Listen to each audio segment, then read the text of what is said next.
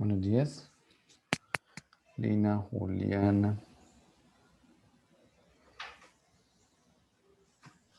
Hola, profe, buenos días. Hola Juliana, ¿cómo estás? Lina, a ver.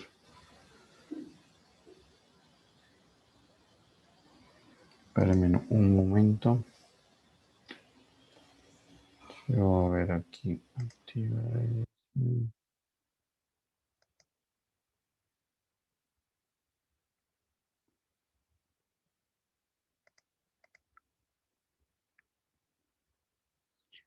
Buenos días a los que ya están en la sala. Álvaro, Brian Eduardo, Brian Martínez, Nicolás, ¿cómo están? Buenos días. Hola, profe, buenos días, ¿bien usted? Buenos días, profe. Buenos días, profe. Buenos días, Álvaro. Aquí está buscando una presentación, creo que me embolató. Voy a bajarla del Zoom.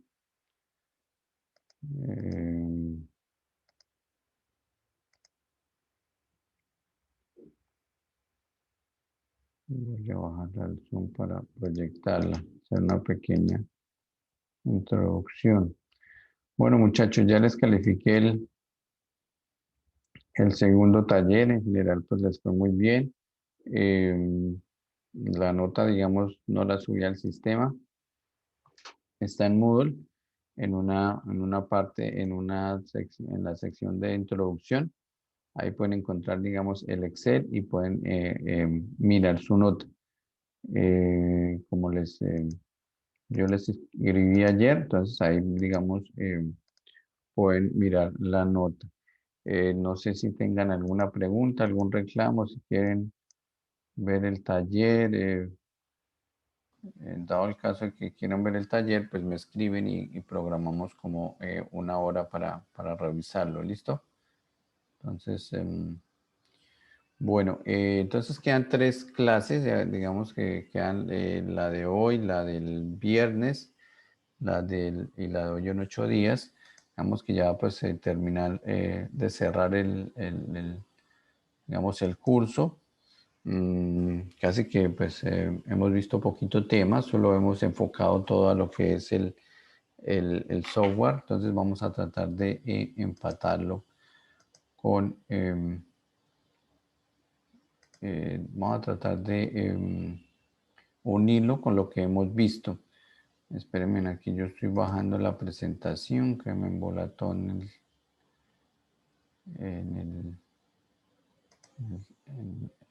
el computador. No aparecía esta presentación, se me borró. Bueno, entonces algo de primero, aquí la última parte que vamos a ver, como ustedes ven ahí en el letrero, es los cálculos del sistema de colada. ¿Qué es el sistema de colada? El sistema de colada son todos esos conductos como el canal de alimentación y los ataques, básicamente bebedero, canal de alimentación y ataques, que sirve pues para comunicar, digamos, la entrada de metal con la pieza que vamos a elaborar. Todos esos sistemas de alimentación, todo eso es lo que se llama sistemas de alimentación o sistemas de colada, ¿cierto? Entonces tenemos como una primera entrada, el Profe, ¿está bebedero. compartiendo? ¿Cómo? ¿Está compartiendo algo? No, todavía no. Simplemente que como una pequeña introducción aquí mientras abro aquí las diapositivas, es eso, ¿no? Entonces, básicamente vamos a hablar de la última parte del curso, lo que es los sistemas de alimentación.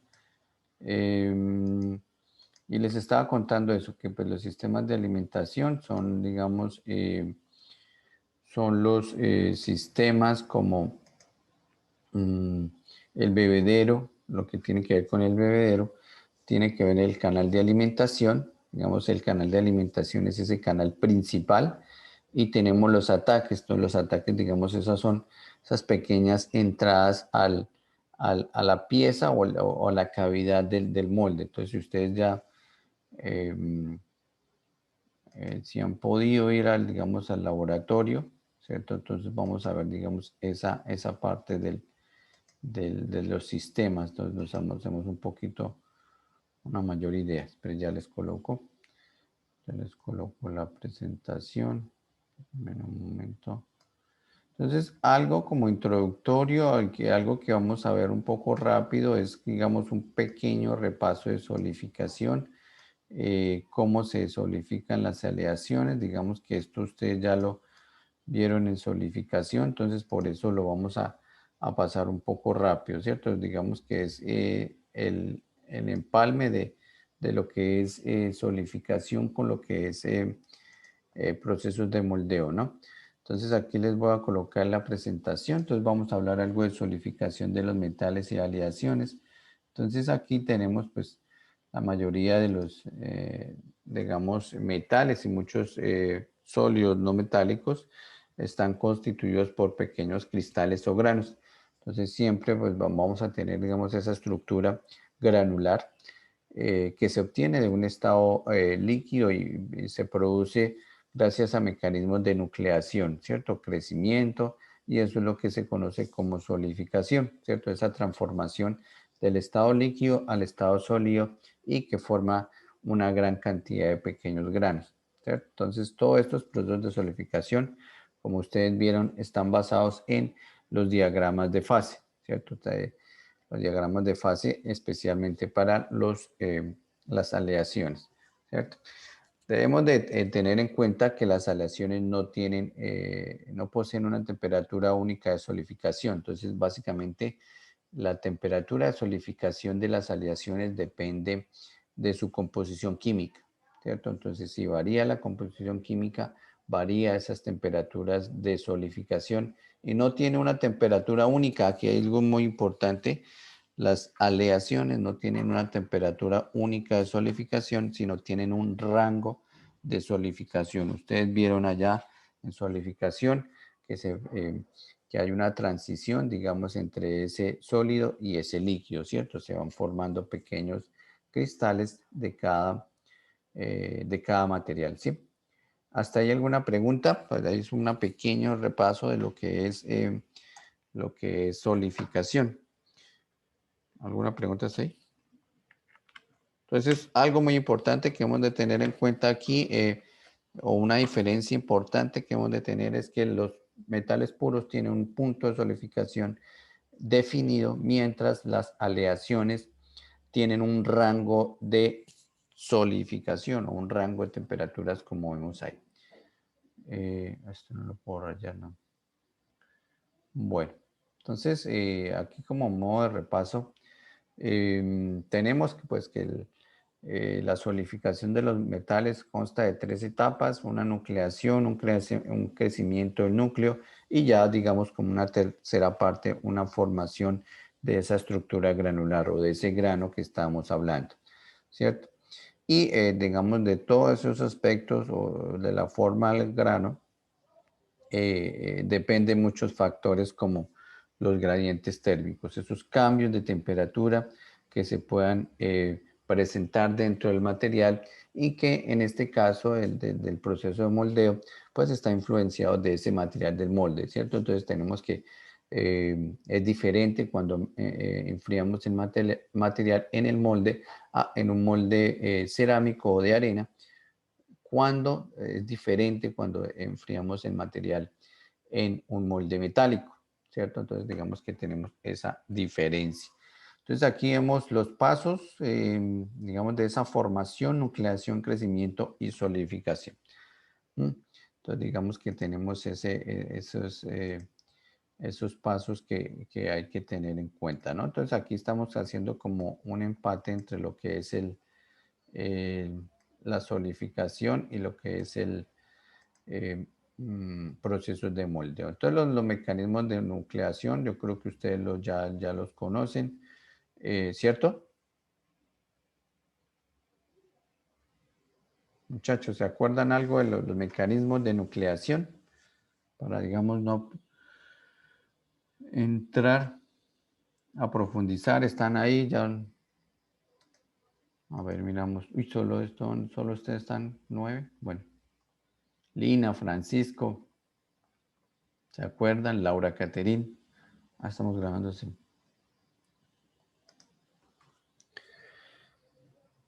¿Se acuerdan? No, sí, Sí, profe, pues algo. ¿acuerdan? Bueno, Entonces aquí tenemos la diferencia entre lo que es la nucleación homogénea, la nucleación heterogénea. Tenemos pues los cristales comienzan a formar una fase líquida, se necesita mayor su enfriamiento y generalmente ocurre en los metales puros.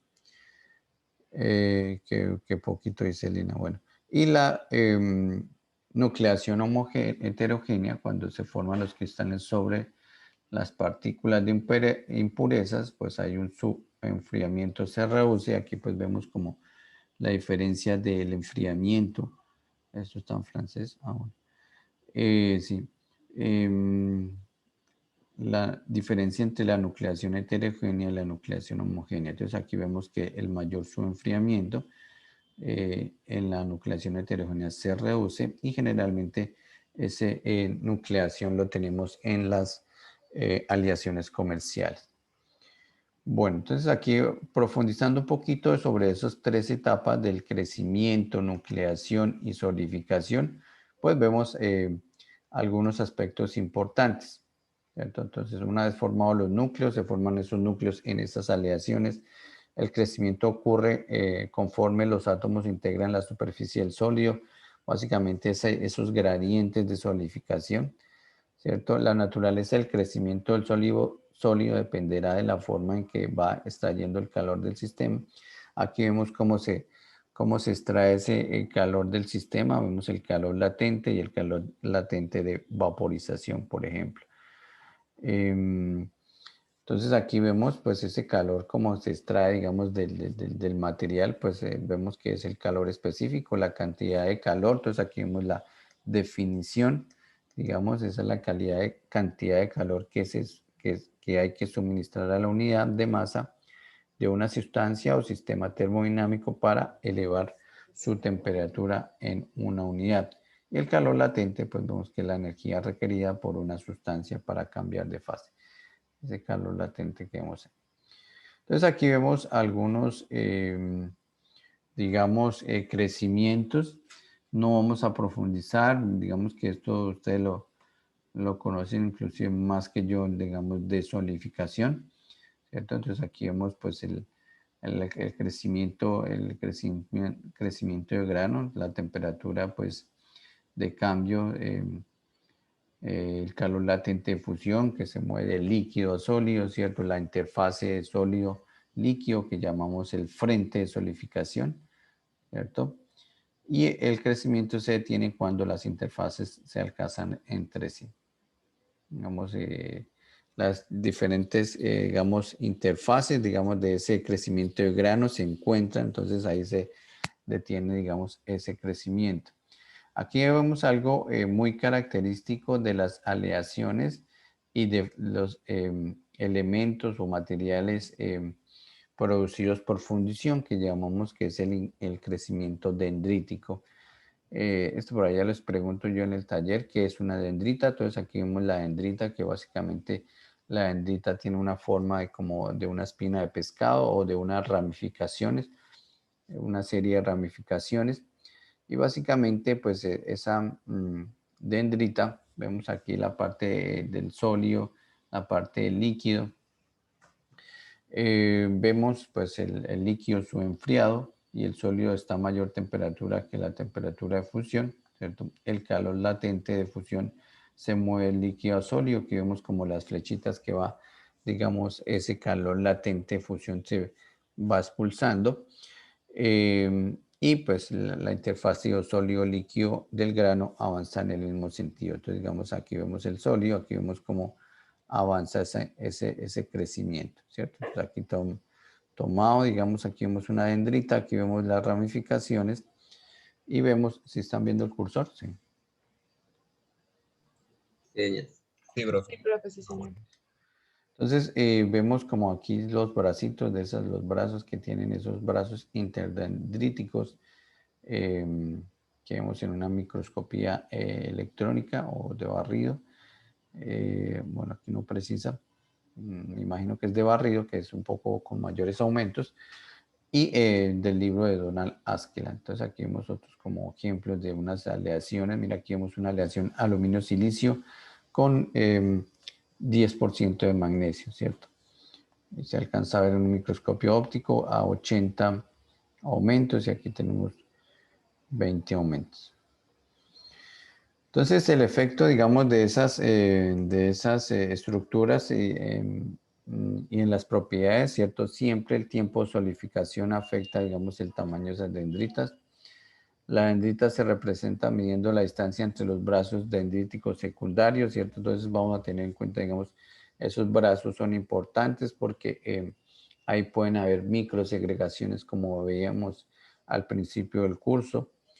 El espaciamiento entre los brazos dendríticos secundarios, bueno, se reduce cuando la fundición se solidifica con mayor rapidez. Entonces aquí vemos como la influencia de la velocidad de enfriamiento y los brazos dendríticos. Entonces digamos que, espera, fijamos la pantalla para que no se les cambie. Bueno. Entonces vemos como esa influencia de la velocidad, ¿cierto? La velocidad, sí, la velocidad de solidificación. Y puede producir mayor resistencia mecánica y mejor ductilidad, ¿cierto? Entonces, entre esos brazos sean más pequeños, sean más reducidos, digamos más finos, entonces es parecido a lo que vemos con los granos.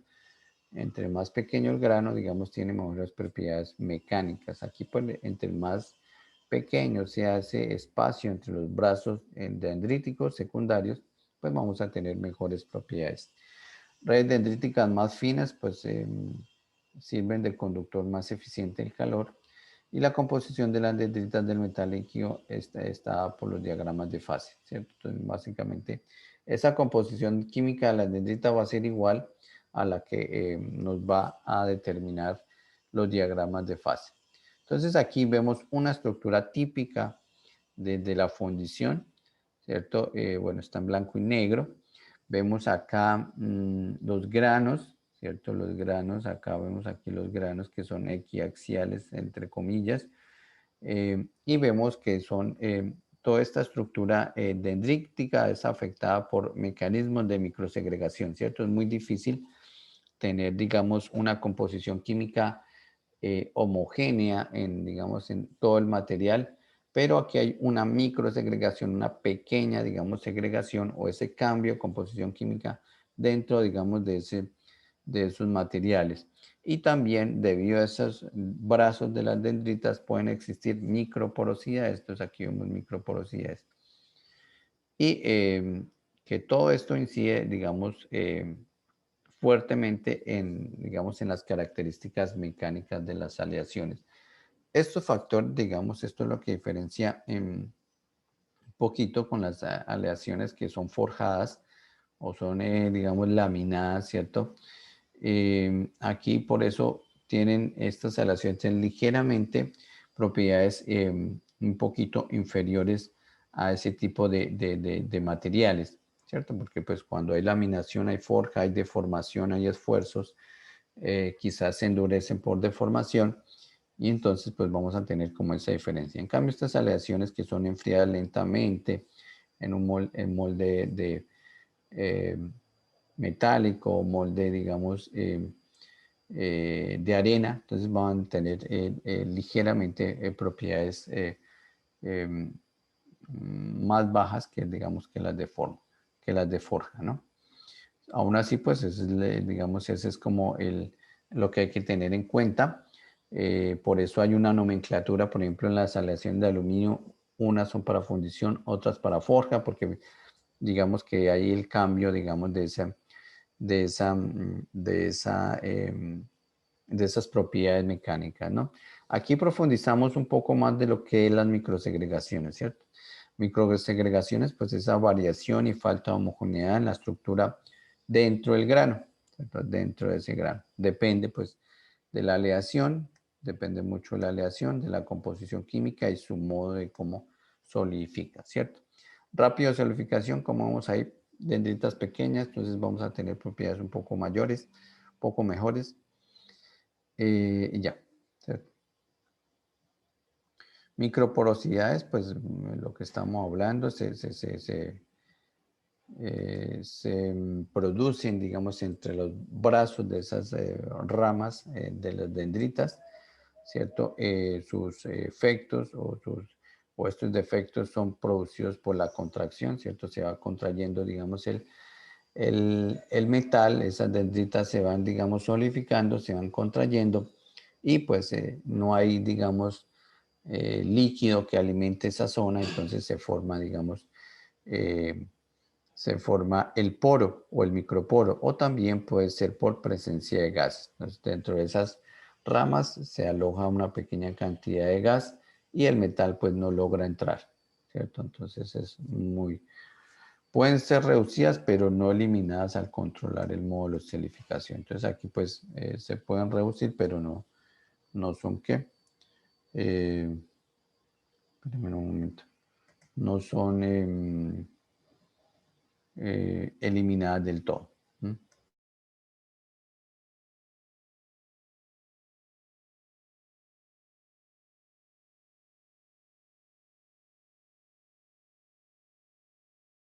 Bueno, entonces continuando acá, entonces aquí vemos las estructuras que se pueden presentar.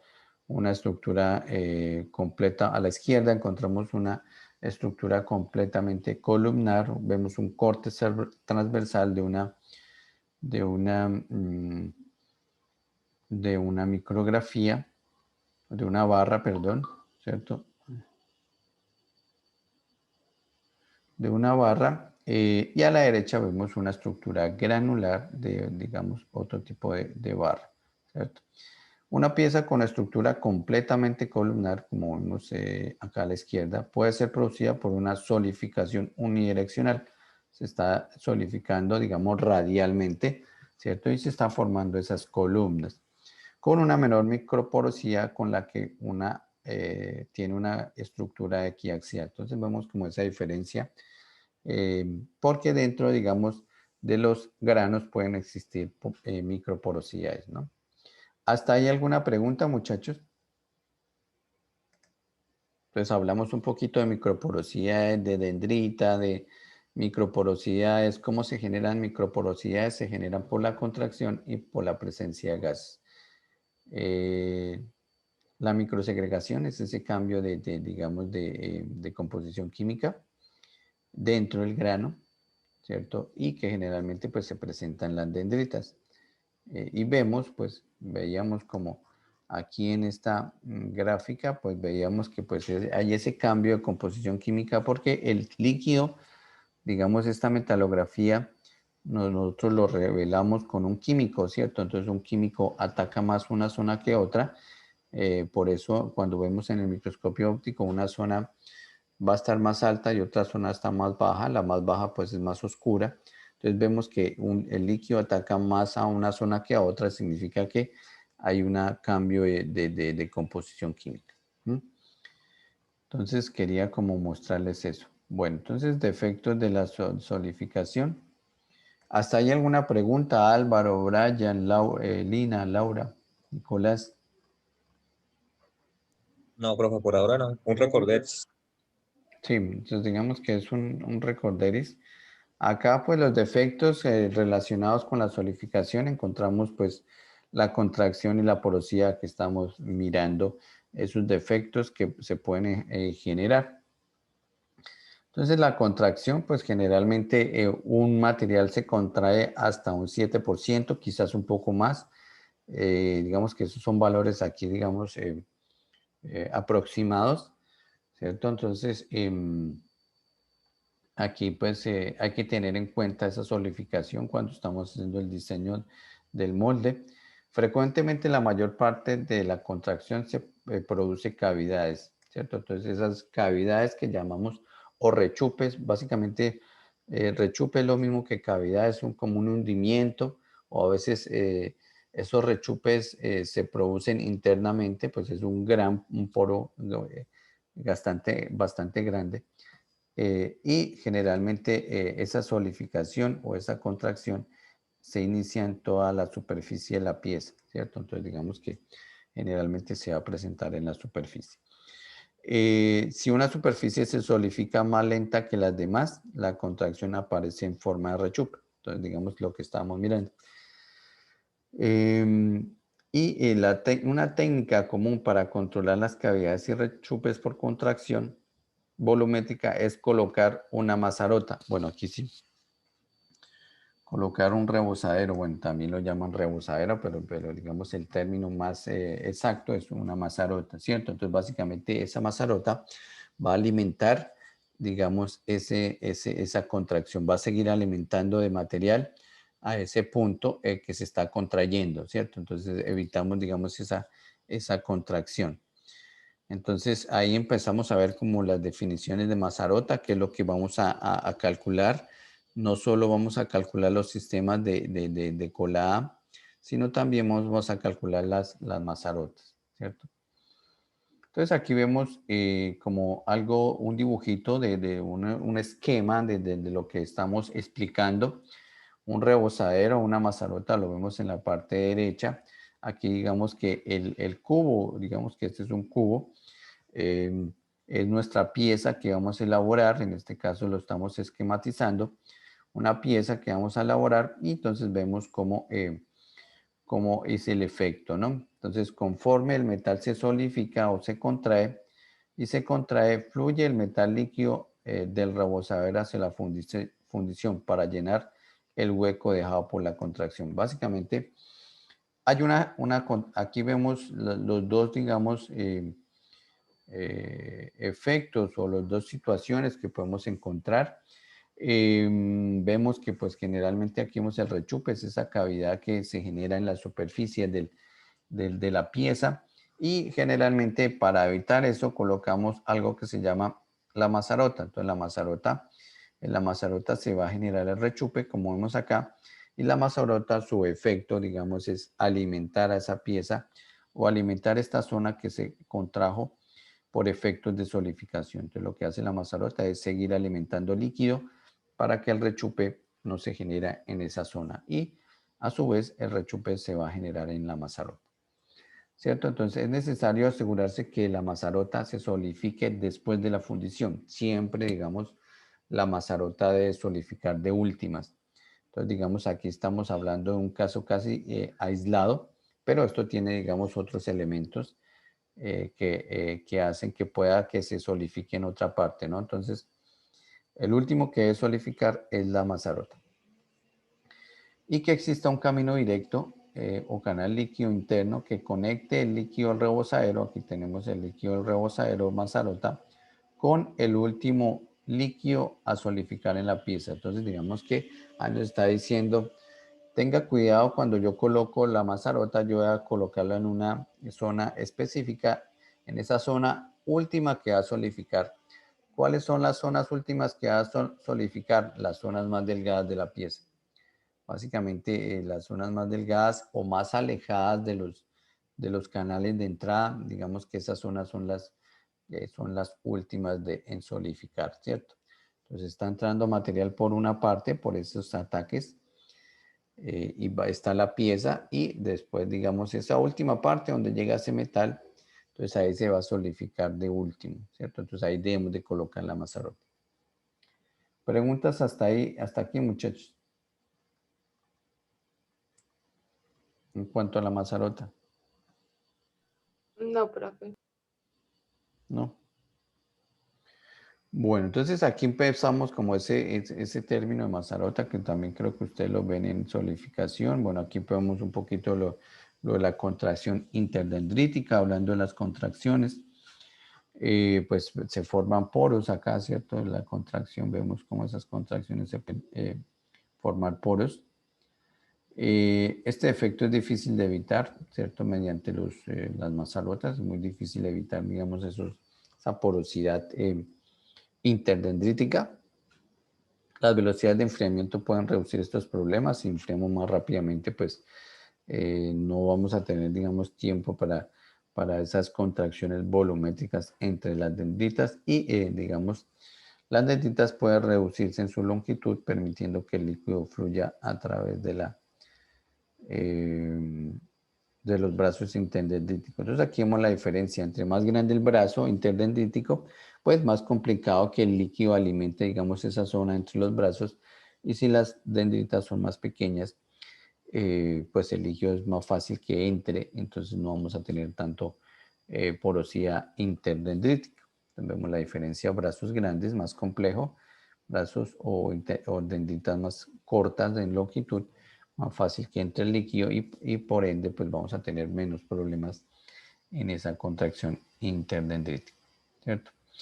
Aquí pues otra vez profundizando un poco en la porosidad, de esos dos efectos fundamentales que ocasionan en la fundición, tanto la contracción como la porosidad.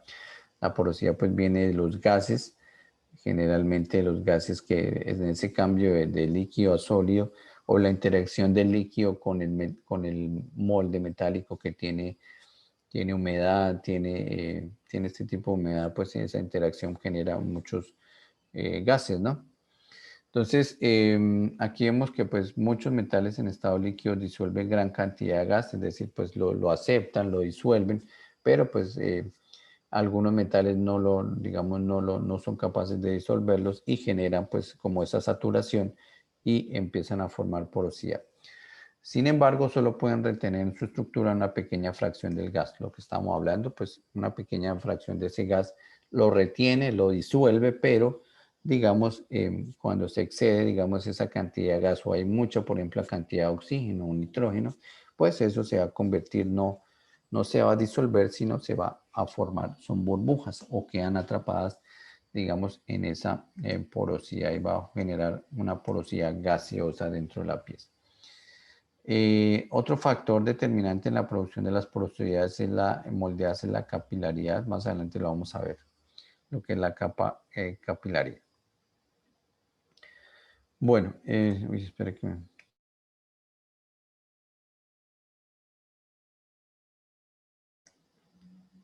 esperen que está estornudando. Bueno, entonces vamos a ver que la clasificación de las aleaciones, aquí pues según la solidificación, pues existen 3 grupos de clasificaciones. Digamos que esto sí es bastante, yo creo, no sé si ustedes lo ven en solidificación, cómo solidifican las aleaciones. Francisco, Lina, Laura, ¿lo ven No, en profe, eso no. No, eso no. Bueno, entonces aquí, aquí pues vemos cómo solidifican las aleaciones. Es muy difícil, digamos, clasificarlas o tener como un comportamiento de cada aleación. Entonces aquí pues diferentes científicos trataron de, digamos, especificar, digamos, estos grupos de solidificación. Entonces vemos el grupo 1 que pues nos menciona que aleaciones que solidifican en capas delgadas o gruesas con un frente continuo de solidificación. Entonces, ya acordémonos que ese frente de solidificación, pues es ese cambio entre sólido y líquido que tiene la solidificación y conocemos esto como solidificación exógena, ¿cierto? Aquí tenemos un segundo grupo que son las aleaciones de capa gruesa. No hay un frente, digamos, continuo de solidificación, es un frente disparejo, digámoslo así, una zona pastosa, entonces también lo llamamos zona endógena. Ahorita vamos a ver los dibujos. Y digamos un grupo 3 que digamos que es la mezcla, digamos, estos dos grupos anteriores. Entonces, como vemos que no es tan claro, digamos, ese tipo de solidificación, pero lo vamos a ver aquí como con un dibujo, ¿cierto? Entonces aquí vemos pues el primer grupo. Entonces aquí encontramos, digamos aquí a la derecha donde estoy señalando, pues es el sólido, perdón, la arena. Y vemos como hay un frente de solidificación, una capa delgada de solidificación, dendritas cortas, o una capa gruesa de solidificación, un espesor en esa capa, y vemos como el crecimiento de las dendritas bastante grande, ¿no? Entonces ahí vemos como la solidificación de esa aleación. Entonces tiene un frente de solidificación continuo definido, vemos en ese tipo de aleaciones. Aquí en el siguiente pues vemos un frente de solidificación discontinuo, básicamente solidifica en cristales, ¿cierto? Como una solidificación lenta. Y aquí en el último, digamos, en el último caso, pues tenemos ya la solidificación mixta, que vemos esa combinación entre, digamos, entre el frente de solidificación definido y como esa sección pastosa, digamos que hay fases, hay cristales y hay líquido, entonces encontramos, digamos, esa sección pastosa, como vemos aquí en la solidificación de la parte B. Entonces, digamos que esos son dos tipos de solidificación, ¿no? Entonces, aquí ya vemos un poquito mejor. Espérenme, yo bajo aquí, qué pena que le muevo tanto. Vemos, digamos, la tendencia, digamos, de esas aleaciones a formar, digamos, ese tipo de rechupes o ese tipo de efectos, ¿cierto? Existe además una tendencia marcada entre la forma y tamaño de distribución de rechupe en las piezas. Entonces vemos que el modo de solidificación y el espesor de capa solidificada. Aquí en este primer, digamos, ejemplo, vemos que pues hay un frente de solidificación definido y vemos que pues generalmente podemos tener rechupes axiales. Miren, entonces encontramos un rechupe en la zona interior, ¿cierto? Las aleaciones o solidificaciones de capa del GAF frente continuo, entonces aquí nos den algunos ejemplos como aceros al bajo carbono, cuproaluminios, latones. Entonces generalmente estos rechupes se presentan, digamos, en este tipo de aleaciones, ¿cierto? Entonces se presentan. Mientras que hay otras que solidifican de capa gruesa como los bronces, los aluminios y presentan, son micro rechupes. Aquí entonces vemos como ese rechupe disperso, ¿cierto? Es como no es tanto microporosidad, entonces aquí hay un poquito como esa diferencia, el rechupe es un poco en tamaño un poco más grande, la porosidad, digamos, de los gases que se forman dentro de las aleaciones como un defecto es, digamos, poco redondo, más, digamos, como perfecto, digamos, es redondito.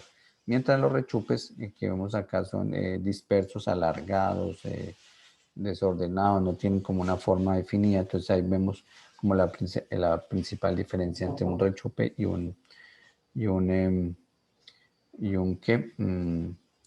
un rechupe y una porosidad. Bueno, vamos a hablar algo de la solidificación de energía. Vamos a dar 5 minuticos de descanso y volvemos. ¿Sí? Qué pena, muchachos. Listo, profe. Listo, entonces vamos a ver solidificación de energía. Vamos a ver una pequeña parte de solidificación de energía. Vamos a ver solo 5 minutos de descanso y al final ya cambiamos de tema, entramos ya a lo que es a ver el cálculo del sistema de colada. ¿Listo? Voy a cambiarle la pantalla para ponerles el cronómetro. Vamos a poner 5 minuticos.